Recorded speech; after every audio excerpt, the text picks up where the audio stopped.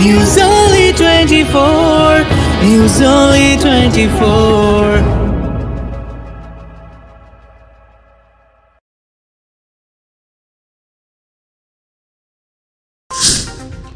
বারাসাতে সরস্বতী পুজোর মণ্ডপ সেজে উঠল সরকারি নানা প্রকল্প দিয়ে, যেখানে স্বাস্থ্যসাথী, কন্যাশ্রী, রূপশ্রী থেকে শুরু করে লক্ষ্মীর ভাণ্ডার সহ সরকারি নানা প্রকল্পের প্রচার করা হয়েছে। বারাসাত 24 নম্বর ওয়ার্ডের ছাত্র পরিষদের উদ্যোগে এই অনুষ্ঠানকে ঘিরে রীতিমতো উৎসবের মেজাজ এলাকায়।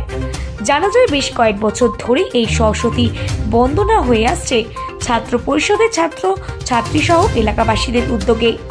প্রতিবারই নতুন কিছু করার ভাবনা চিন্তা থাকে পুজো উদ্যোক্তাদের। তাই এবছর মুখ্যমন্ত্রী মমতা বন্দ্যোপাধ্যায়ের সরকারের নানা প্রকল্পকে মণ্ডপে ফুটিয়ে তুলে রূপ দেওয়া হয়েছে। পাশাপাশি নৌকায় রয়েছেন বাগদেবী। শিল্পীর কথায় যেমন ভাবে মুখ্যমন্ত্রী রাজ্যকে এগিয়ে নিয়ে যাচ্ছেন, সেই রূপ চিন্তা করে এই পরিকল্পনা। ইতিমধ্যে বহু মানুষ ভিড় জমিয়েছেন এই মণ্ডপ দেখতে। বিষয়টা হচ্ছে, এখানে আমাদের ছাত্র পরিষদের ছেলেরা প্রত্যেক বছরই পুজোটা করে এবং প্রত্যেক বছরের নতুন করে চিন্তাভাবনা নিয়ে ওরা পুজো করে।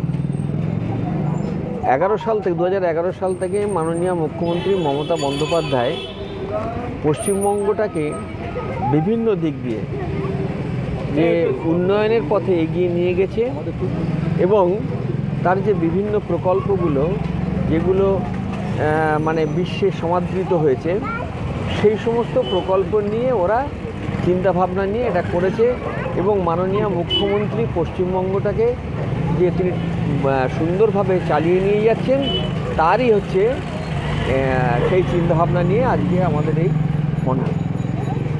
ঠাকুরের বিশেষত্ব, ঠাকুরের বিশেষত্ব কি আছে? ঠাকুর বিশেষত্ব, ঠাকুর এবং সিম্পল, ঠাকুরের কোনো বিশেষত্ব নেই। মা দেবী সরস্বতী, আমার তাকে তো অন্যরকম রূপ দিয়ে লাভ নেই। সরস্বতীর যা রূপ আছে তাই রূপটাই ওরা দিয়ে। মানে এই উদ্যোগ কীভাবে আসলো, মানে কীভাবে করলো? এটা ছাত্র পরিষদ বলে যাচ্ছে, ওরা বলতে পারবে, ছাত্ররা বলতে পারবে। আমাকে বলেছিল যে আমরা এরকম একটা করবো, আমি ওদের সেটাকে অ্যাপ্রুভাল দিয়েছিলাম, হ্যাঁ করো, এটা ভালো আইডিয়া। ওরা যা কিছু করে আমাকে জিজ্ঞাসা করেই করে। তারা বললো স্যার আমরা এরকম একটা করবো, তাহলে করো, এটা ভালো আইডিয়া, একটা খুব নতুনত্ব আছে, নতুনত্ব আইডিয়া করো।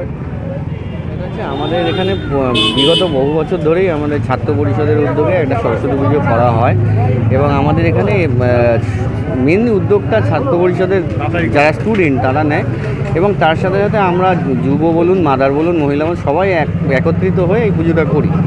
এবছরে আমি প্যান্ডেলটা, ওরা আমাকে বলেছিল আর কল্যাণদা কিছু করো, তো সেই চিন্তাভাবনা আমি নিয়েছিলাম যে মমতা ব্যানার্জি বাস্তবিকভাবে যেভাবে পশ্চিমবঙ্গকে এগিয়ে নিয়ে চলেছেন, সেটা মানুষ যেভাবে উপকৃত হচ্ছেন তার বিভিন্ন প্রকল্পের মধ্যে দিয়ে, আমি সেটাকেই তুলে ধরার চেষ্টা করেছিলাম।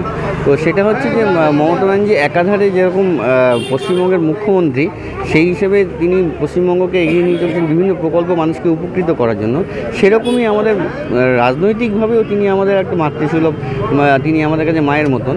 তো আমি চেষ্টা করেছিলাম যে একটা নৌকার রূপ দিতে, সেই নৌকাটা বোঝাতে চেয়েছিলাম যে নৌকাটা দিয়ে তিনি পশ্চিমবঙ্গকে যেরকমভাবে নিয়ে যাচ্ছেন তার প্রকল্পকে সাথে তুলে ধরে তিনি সেইভাবে পশ্চিমবঙ্গটাকে এগিয়ে নিয়ে যাচ্ছেন। এই একটা আমার চিন্তাভাবনা ছিল, সেই এগিয়ে নিয়ে যাওয়ার চিন্তাভাবনাটাকে সামান্য রূপদান করার চেষ্টা করেছি, এইটুকুই। মানে কী কী আছে প্রকল্পতে? এর মধ্যে লক্ষ্মীর ভাণ্ডার, স্বাস্থ্যসাথী প্রকল্প, রূপশ্রী প্রকল্প, বিভিন্ন যে প্রকল্পগুলোতে মানুষ সত্যিকারের উপকৃত এবং উপকৃত বলেই মানে সত্যিকারের উপকৃত এই কারণেই, না হলে বিশ্ব দরবারে মমতা বন্দ্যোপাধ্যায় পুরস্কৃত হতেন না, স্বীকৃতি পেতেন না। তো সেই সত্যিকারের যে মানে কথার কথা নয়, যে মমতা বন্দ্যোপাধ্যায় যে প্রকল্পগুলো দিয়েছেন মানুষের জন্য, মানুষের স্বার্থে, সেই প্রকল্পগুলোর দ্বারা মানুষ উপকৃত এবং মমতা বন্দ্যোপাধ্যায় সুন্দরভাবে পশ্চিমবঙ্গটাকে চালনা করে নিয়ে চলেছেন।